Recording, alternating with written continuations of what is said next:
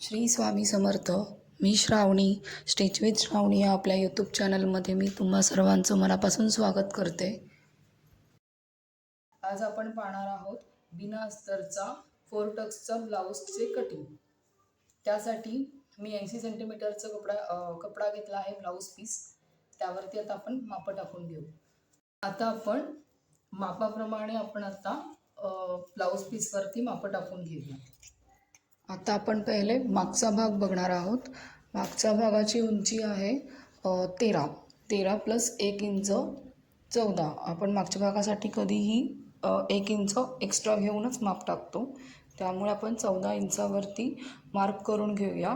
आपण अजून थोडा अंतरावर सुद्धा मार्क करून घेऊया. आता तिथे आपण एक सरळ लाईन खेचून घेऊया. तो आपला शोल्डरचा भाग आहे. आता आपण गळारुंदी टाकून घेऊ. 30च्या छातीसाठी आपल्याला गळारुंदी 2 इंचाची घ्यायची आहे. 2 इंचावरती मार्क करून तिथे आपण एक उभी लाईन आखून घेऊ. तुम्ही गळा उंची तुमच्या आवडीनुसार तिथे टाकू शकता. ही गळा रुंदी आहे. आता पुढे आपण शोल्डर पट्टीचं माप टाकून घेऊ. तयार शोल्डर आपल्याला 2.5 इंच मिळाली होती. काल जे आपण माप घेतलं होतं त्यात. आता 2.5 इंच प्लस अर्धा इंच जास्त असं पूर्ण 3 इंचाचं माप आपण शोल्डर पट्टीसाठी टाकणार आहोत.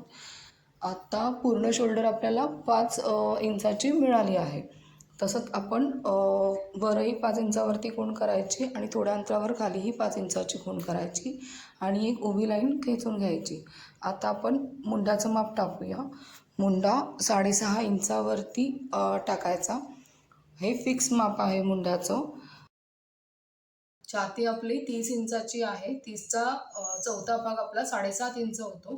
7.5 मध्ये 2 इंच आपली शिलाई मार्जिन येणार आहे. 9.5 किंवा 10 तुम्ही छातीचं माप टाकू शकता. मी 10 इंच टाकते. थोडंफार कमी जास्त फिटिंगच्या वेळेला मी ते कटिंग करून घेईन. मी छातीचं माप 10 इंच टाकते. ते तसंच कमरेच्या इथे खाली सुद्धा मी 10 इंच टाकते. मी तिथे कमरेचं माप टाकून हे करणार नाहीये. मी स्ट्रेटच ठेवते इथे. इथे आपण स्ट्रेटच ठेवायचं, सरळच ठेवायचं. कमरेच्या मापानुसार आपण फिटिंगच्या वेळेला घ्यायचं इथे कमरेचं माप. आता ही गळा रुंदी, शोल्डर, मुंडा, छातीचं माप, कंबर पण सेम आपण तेवढंच घेणार आहोत. आता आपण मुंड्याचा आकार देऊन घेऊया.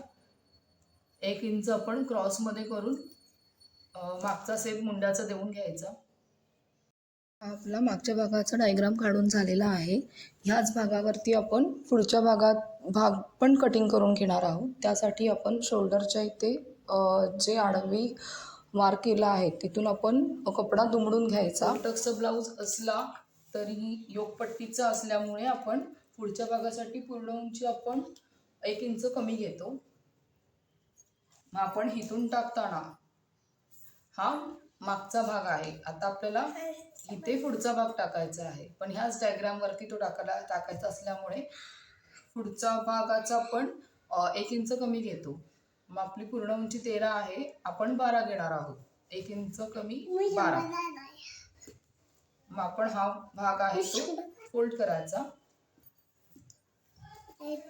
आणि ह्या शोल्डरच्या इथून आपण इथे 12 इंचावरती मार्क करायचं, जो आपला पुढचा भाग असणार आहे. हे पुढच्या भागाचं आपण 13 प्लस 1 13 मायनस 1 इंच आपण 12 इंचावरती मार्क केलं आहे पुढच्या भागासाठी. तिथून आपण 1 इंचावरती वर मार्क करणार आहोत इथून. आणि आपलं हाई फोल्डची बाजू आहे. आता आपण टक्स मधला जो मेन टक्स असतो तो त्या मापासाठी आपण इथून 4 इंचावरती घेणार आहोत आणि त्या 4 इंचातून आपण हा असा एक राऊंड शेप देऊन घेणार आहोत.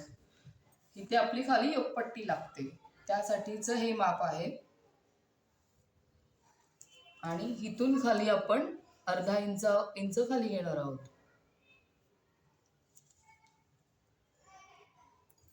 फिटिंगच्या मापाच्या इथून आपण अर्धा इंच खाली घेणार आहोत. तिथून आपण हा जोडून घ्यायचा टक्स पॉइंट पर्यंत.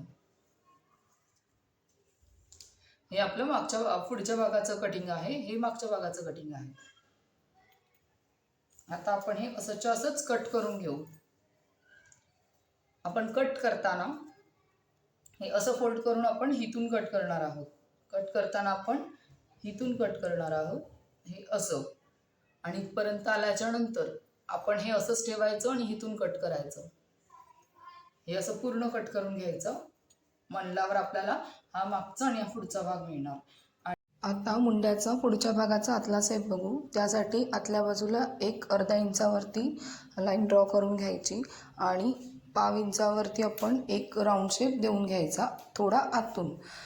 हे आपलं मागच्या भागाचं कटिंग झालेलं आहे आणि हे पुढच्या भागाचं कटिंग आहे, आणि हे आपलं आतलं कटिंग आहे पुढच्या भागाचं. ह्याला मी गळ्याला राऊंड शेप दिलाय आणि ह्याला ह्या आपण योगपट्ट्या काढलेल्या आहेत. योगपट्ट्या आपण 3.5 आणि 2.5 ह्या मापाच्या आपण योगपट्ट्या काढल्यात. हे कमरेचं माप आहे 10. ह्या आपण अशा 4 योगपट्ट्या काढलेल्या आहेत. ह्या 2 आहेत आणि ह्या 2 आहेत. साधा पीस असं साधा ब्लाऊज असल्यामुळे आपल्याला 4 योगपट्ट्या लागणार आहेत. मागचा आणि पुढचा जो गळा आहे तो कटिंग केल्याच्या नंतर जो गळ्याकडचा रुंदीचा जो कपडा उरला आहे तो आपल्याला बटन पट्टीसाठी होणार आहे. आम्ही 1.5 इंचाच्या कंबरपट्टीसाठी काढलेल्या आहेत 2 पट्ट्या. कंबरपट्टी लावावी लागेल आणि हे पुढच्या भागासाठी क्रॉस पट्ट्या 1.5 इंचाच्या काढलेल्या आहेत. आता आपण बाहीचं कटिंग बघूया. त्यासाठी मी हा डबल कपडा आहे आणि आता तो आपण परत एकदा फोल्ड करणार आहोत. असं आपण 4 फोल्डमध्ये कपडा फोल्ड केला आहे. ही कडेची बाजू आहे, ही ओपन बाजू आहे. आता आपण मापं टाकूया.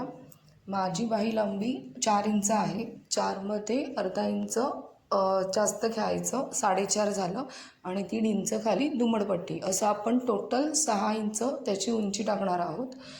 म्हणजे बघा आपली 4 इंच बाही लांबी प्लस अर्धा इंच 4.5 आणि खाली 1.5 इंच दुमडपट्टी, असं एकूण 6 इंच आपण माप टाकलेलं आहे.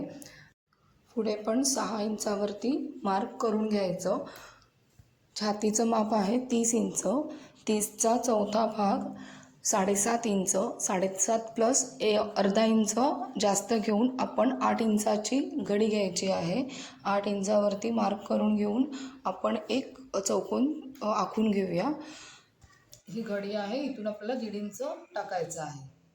सर्व आकाराच्या बायांसाठी, सर्व साईजच्या बायांसाठी आपल्याला इथे 1.5 इंचच घ्यायचं आहे. आणि इथून आपल्याला 3.5 इंचावरती डाऊन करायचं आहे. हा 3.5 इंच आहे, तो पण आपण सर्व प्रकारच्याच बायांसाठी वापरतो. इथे आपण 2.5 इंच नाही करू शकत, 3 इंच त्यातल्या त्यात चालू शकतो, पण 3.5 इंच हे परफेक्ट माप आहे. 3.5 इंचावरती मार्क करून घ्यायचं आणि आता जिथे आपण 1.5 इंचावरती मार्क केलं आहे तिथून ते 3.5 इंचावरती एक क्रॉस लाईन खेचून घ्यायची आणि त्यानंतर तिथून आपण 1 इंचावरती मार्क करून घ्यायचा, जिथे 3.5 इंचाचं मार्क आहे तिथे, आणि नंतर आपण त्या लाईनीचा मध्य करून घ्यायचा आणि त्या मध्यातून वरच्या बाजूला अर्धा इंचावरती एक मार्क करून घ्यायचा आणि 1.5 इंचाच्या पॉईंटमधून अर्धा इंचाच्या पॉईंटमधून आपण 1 इंचाच्या पॉईंटमध्ये असा एक शेप राऊंड शेप देऊन घ्यायचा, जो आपल्या हाताचा शेप आहे.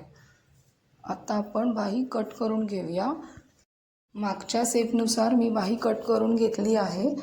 आता आपण पुढच्या शेपसाठी जो इथे 1 इंचावरती 1 इंच ठेवलेला असतो तिथे हा जो पॉईंट आहे तो त्या 1 इंचावरती ठेवायचा आणि तिथून जो काही कपडा उरेल बाहेरच्या शेपचा तो आपण कट करून घ्यायचा. आता मी ऑलरेडी कट केला आहे, मी तो व्हिडिओ करायला विसरली. हा आपण बाहेरचा शेप कट करून घ्यायचा.